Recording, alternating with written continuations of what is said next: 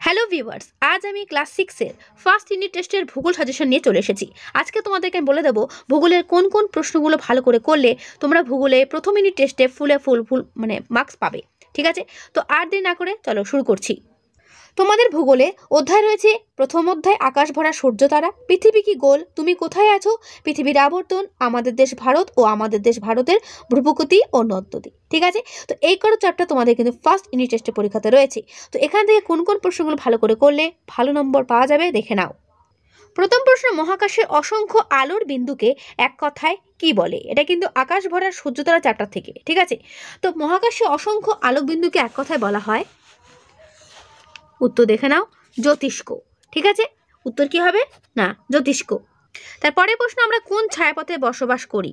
উত্তর আকাশ গঙ্গা ছায়াপথে। তারপরে প্রশ্ন, সূর্যের পর আমাদের সব থেকে কাছের নক্ষত্রের নাম কি? ভীষণ ইম্পর্টেন্ট, উত্তর প্রক্সিমা সেন্টাউরি। তারপরে প্রশ্ন, সূর্য থেকে পৃথিবীতে আলো পৌঁছতে কত সময় লাগে? উত্তর 8 মিনিট 20 সেকেন্ড। তারপরে প্রশ্ন, মহাবিশ্বের দূরত্ব মাপা হয় কোন এককের সাহায্যে? উত্তর আলোকবর্ষ। তারপরে প্রশ্ন, কোন যন্ত্রের সাহায্যে মহাকাশ দেখা যায়? উত্তর টেলিস্কোপ যন্ত্রের সাহায্যে। তারপরে প্রশ্ন, সৌরজগতে কটি গ্রহ আছে?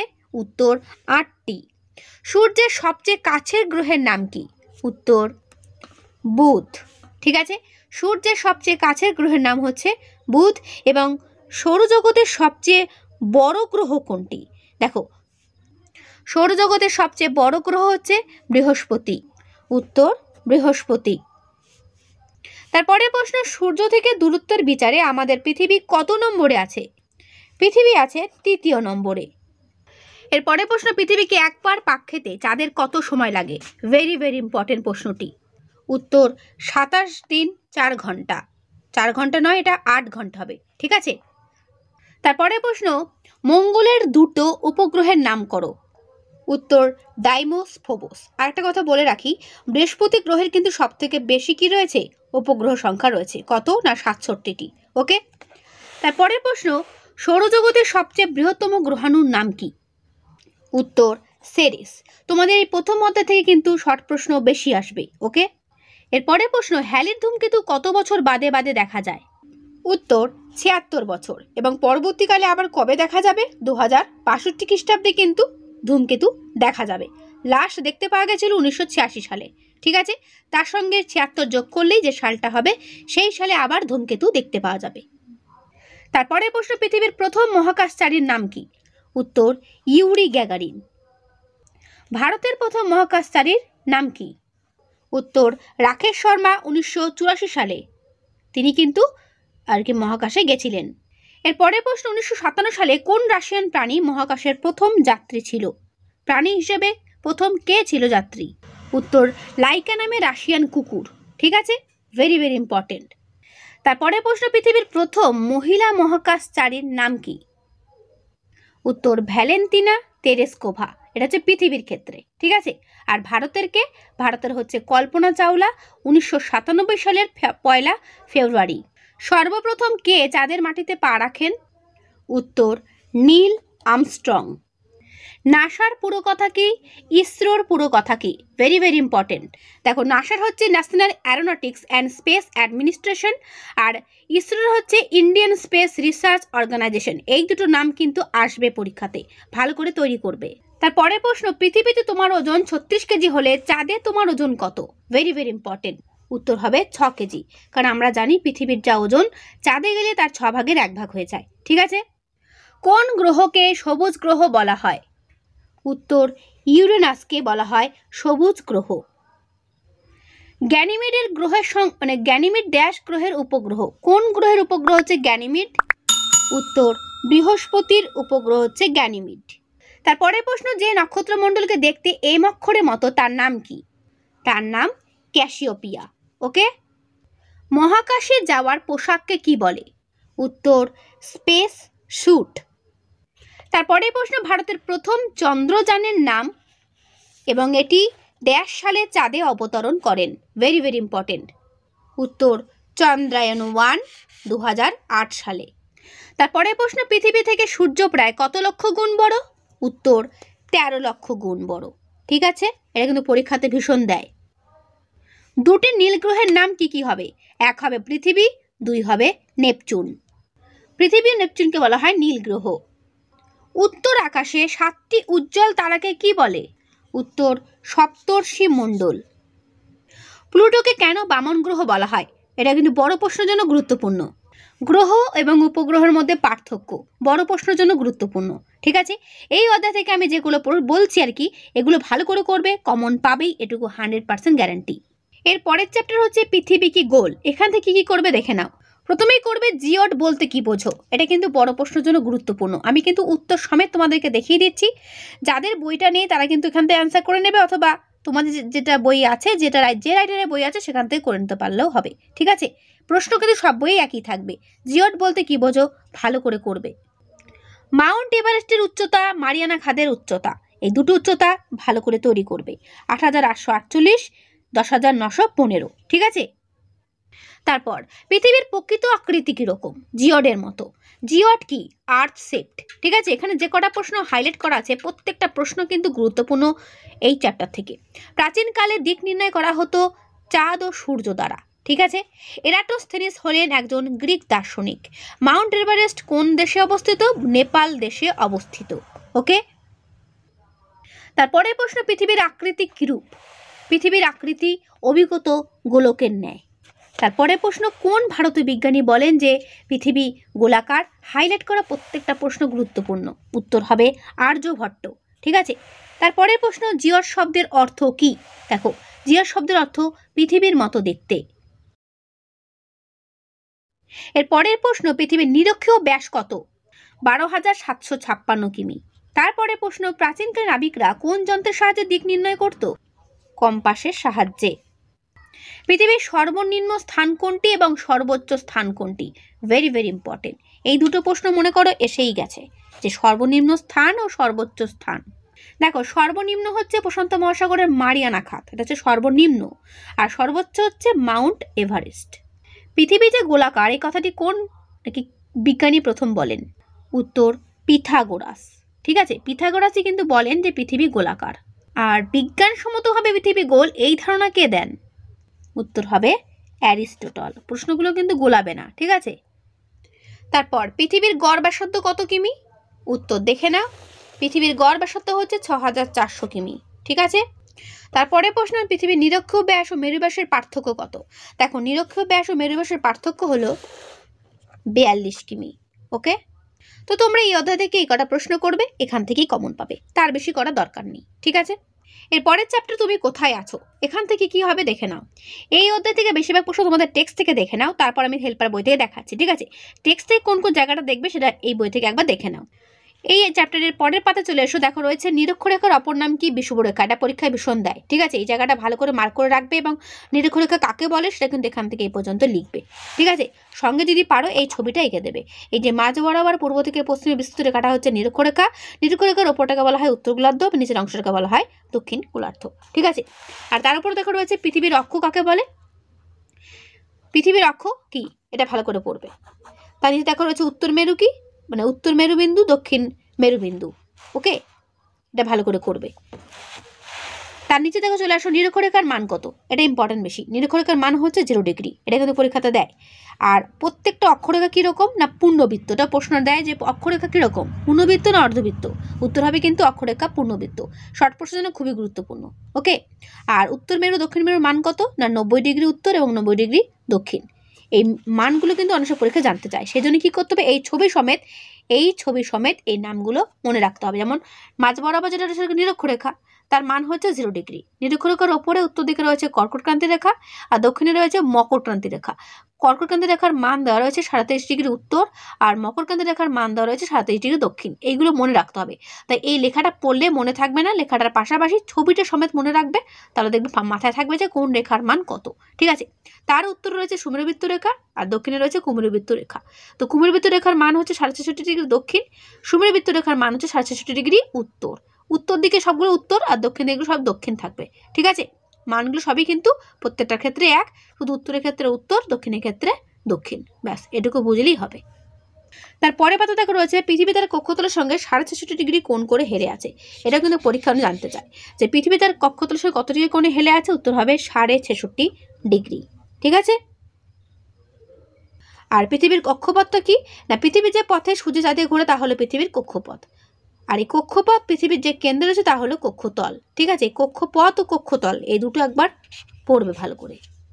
আর পৃথিবীর কক্ষপথ কেমন না, উপবৃত্তাকার। এটাও কিন্তু প্রশ্ন।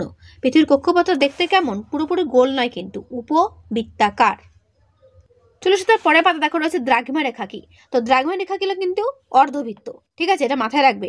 তো দ্রাঘিমা রেখার অপর নাম কি, মূল মধ্যরেখা। ঠিক আছে, দ্রাঘিমা রেখার অপর নাম হচ্ছে মূল মধ্যরেখা। এটা ভালো করে পড়বে। ওকে।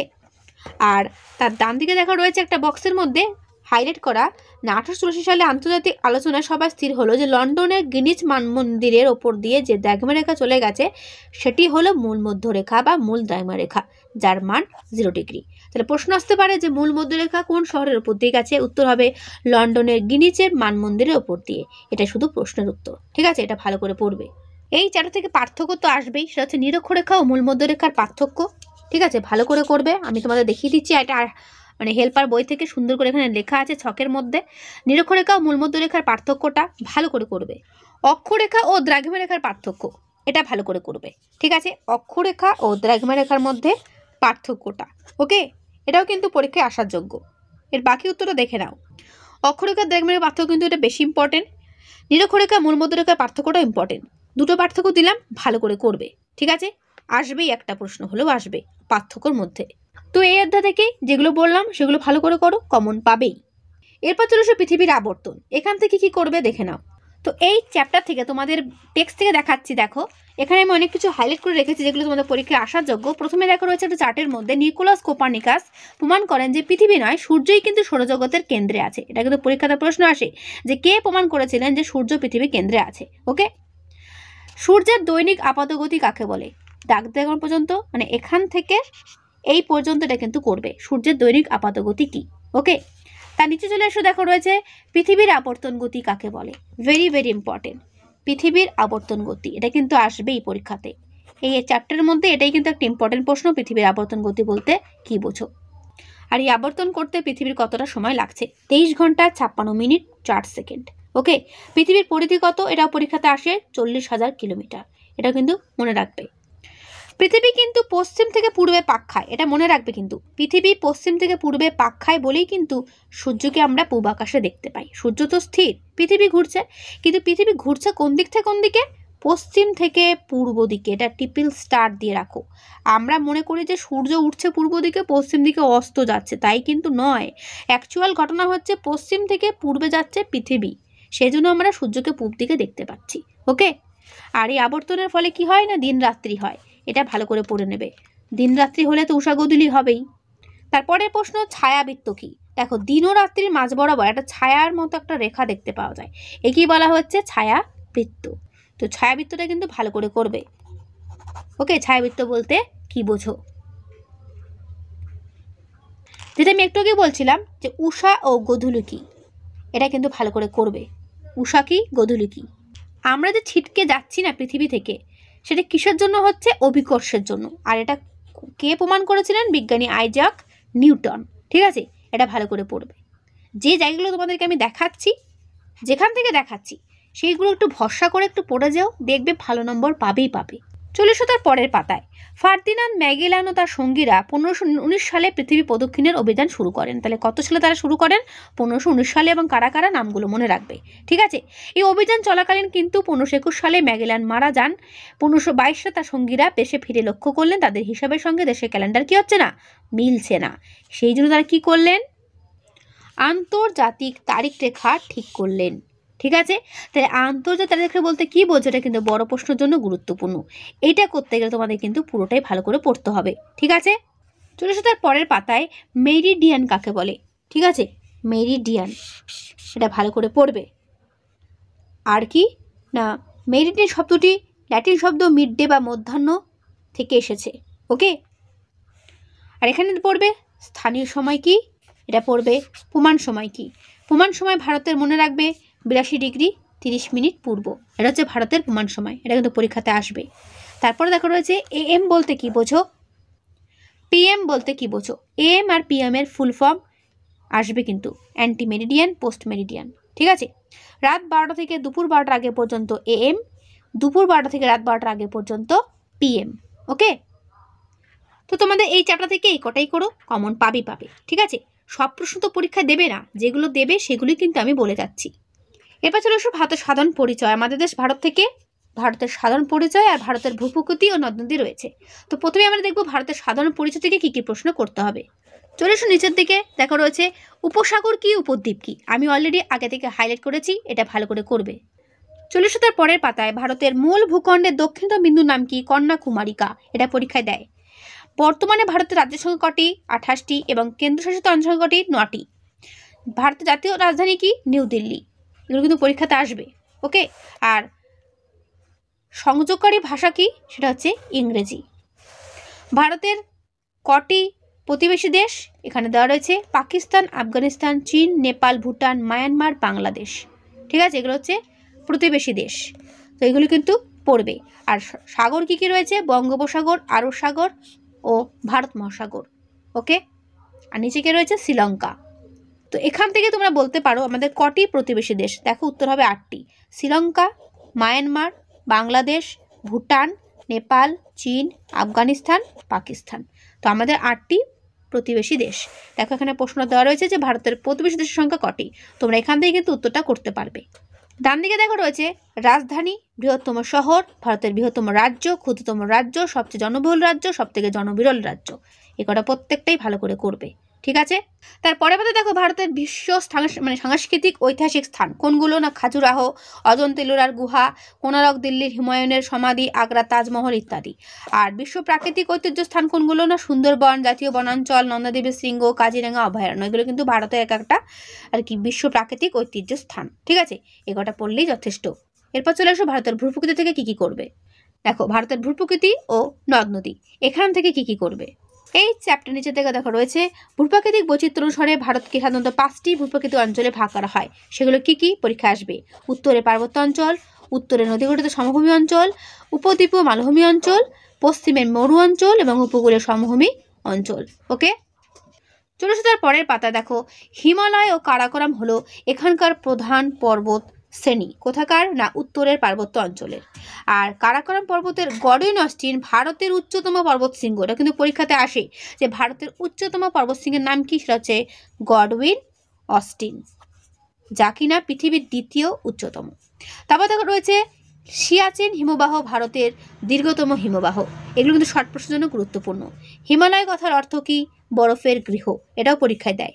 ঠিক আছে, কতগুলো গিরিপথের নাম কি? বানিহাল, জজিলা, নাথুলা। এগুলো হচ্ছে গিরিপথের নাম যেগুলো পার্বত্য অঞ্চলে দেখতে পাওয়া যায়। ওকে, ডান দিকে দেখো একটা বক্সে রয়েছে পর্বত শৃঙ্গ কি, পর্বত গ্রন্থি কি।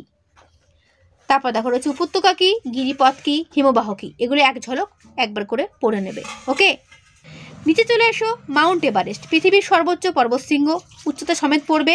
আর কাঞ্চনজঙ্ঘা পৃথিবীর তৃতীয় উচ্চতম পর্বতশৃঙ্গ। ডান দিকে তো কতগুলো প্রশ্ন করে দেওয়া আছে যে পৃথিবীর উচ্চতম পর্বতশৃঙ্গের নাম কি? Mount Everest. ভারতের উচ্চতম কি? কাঞ্চনজঙ্ঘা। পৃথিবীর দীর্ঘতম উচ্চতম পর্বতশৃঙ্গের নাম কি? Godwin Austen. পৃথিবীর তৃতীয় উচ্চতম পর্বতশৃঙ্গের নাম কি? কাঞ্চনজঙ্ঘা। ভারতে অবস্থিত হিমালয়ের সর্বোচ্চ পর্বতশৃঙ্গের নাম কি? কাঞ্চনজঙ্ঘা। ঠিক আছে, তো অ্যান্সার সমেত এটা কিন্তু আমি করে দিয়েছি, তোমরা কিন্তু এখান থেকে করে নেবে, এগুলি একটাও বাদ দেবে না। চলে এসো তার পরের পাতায়। শিবালিকের মধ্যে পড়ছে দেখো দুন ও তরাই। এটা ভালো করে করবে। দুন কি, তরাই কি। ঠিক আছে, তারপরের প্রশ্ন, উত্তর ভারতের সমভূমি অঞ্চলে ভারতের প্রধান নদীর নাম কি? উত্তর হবে গঙ্গা। এর পরের পাতায় বিভিন্ন নদী, তাদের উৎস পুরো বৈশিষ্ট্য সমেত দেওয়া রয়েছে, যে কোথায় কোথায় নদীগুলো মিশেছে, কোথা দিয়ে বয়ে গেছে, পুরো ডিটেলস এখানে দেওয়া রয়েছে। সব তো পড়া দরকার নেই, পরীক্ষাতে যেটা পড়বে সেটা হচ্ছে এক নজরে গঙ্গা। এটা ভালো করে করবে। গঙ্গার দৈর্ঘ্য কি, ঠিক আছে, গঙ্গার উপনদীর নাম কি কয়েকটি, এবং গঙ্গা কোথায় কোথায় মানে কোন শহর দিয়ে আর কি মানে গড়ে উঠেছে, কি কি শহর গঙ্গা নদীর আর কি তীরে গড়ে উঠেছে, সেই শহরগুলোর নাম একবার করে পড়ে নেবে। বেশি পড়বে দৈর্ঘ্যটা আর এবং উপনদীটা। ঠিক আছে, তো গঙ্গার পাশাপাশি যেগুলো রয়েছে ব্রহ্মপুত্র নদ, তার দৈর্ঘ্য। এখানে প্রশ্ন আসতে পারে যে গঙ্গা ব্রহ্মপুত্র মিলিত প্রবাহ পলি সঞ্চয় করে তৈরি করেছে পৃথিবীর বৃহত্তম বদ্বী সমভূমি। তাহলে পৃথিবীর বৃহত্তম বদ্বী সমভূমি তৈরি করেছে কোন কোন নদী? উত্তর হবে গঙ্গা, ব্রহ্মপুত্র। অর্থাৎ নদীর উৎস, নদীর মোহনা প্রত্যেক নদীর ক্ষেত্রে পড়তে হবে। তারপর দেখো রয়েছে সিন্ধু নদী। সিন্ধু নদী কোথা থেকে সৃষ্টি হয়েছে? তিব্বতের মানস সরোবর নিকটে কৈলাস পর্বত একটি হিমবাহ থেকে এর উৎপত্তি হয়েছে। এটা ভালো করে করবে, তার সঙ্গে এর যে দৈর্ঘ্য এটাও ভালো করে করবে, ঠিক আছে। ভারত নদী মাতৃক দেশ, এটাও মনে রাখবে। এক নজরে পশ্চিমঘাট ও পূর্বঘাট পর্বত। পশ্চিমঘাট পর্বতের এক নাম কি? সহ্যাদ্রি।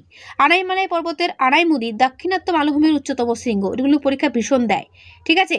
পূর্বঘাট পর্বতশ্রেণী একাধিক নদী দ্বারা বিচ্ছিন্ন হয়েছে, যেমন মহানদী, গোদাবরী, কৃষ্ণা ও কাবেরী। মনে রাখবে এগুলো, এই তথ্য থেকে কিন্তু পরীক্ষাতে প্রশ্ন পাবে। ভারতের বৃহত্তম মরু অঞ্চল, তার নাম হচ্ছে থর, ঠিক আছে। তার নাম কি? তার নাম হচ্ছে থর। এটা কিন্তু পরীক্ষায় প্রশ্ন দেয়, ওকে। একটি অনিত্যবহ নদী কি হবে? অনিত্যবহ, যেখানে জল থাকে না তাকে বলা হয় লুনি। যেসব নদীতে সারা বছর জল থাকে না তাকে বলা হয় অনিত্যবহ নদী। উদাহরণ কি হবে? লুনি নদী। 40 তার পরের পাতায় কয়াল কি? কয়াল কাকে বলে? এটা ভালো করে করবে, ওকে। তো এই অধ্যায় থেকে যেগুলো তোমাদেরকে আমি হাইলাইট করে দেখালাম এবং বলে দিলাম সেগুলো ভালো করে করো, কমন পাবে। তো এই হলো তোমাদের ভূগোল সাজেশন ফার্স্ট ইউনিট টেস্টের জন্য। কেমন লাগলো অবশ্যই কমেন্টে জানাবে। ভালো লাগলে একটা লাইক ও বন্ধুদেরকে শেয়ার করতে ভুলবে না। আর হ্যাঁ, কোনো রকম কোনো প্রশ্ন থাকলে সেটা আমাকে কমেন্ট বক্সে জানাবে, ঠিক আছে। তো আজকের ভিডিও আমি এখানে শেষ করছি, দেখা হবে নেক্সট ভিডিওতে। ভালো লাগলে অবশ্যই কিন্তু একটা লাইক করো আর বন্ধুদেরকে শেয়ার করে দিও। তো আজকে এখানেই, দেখা হবে নেক্সট ভিডিওতে।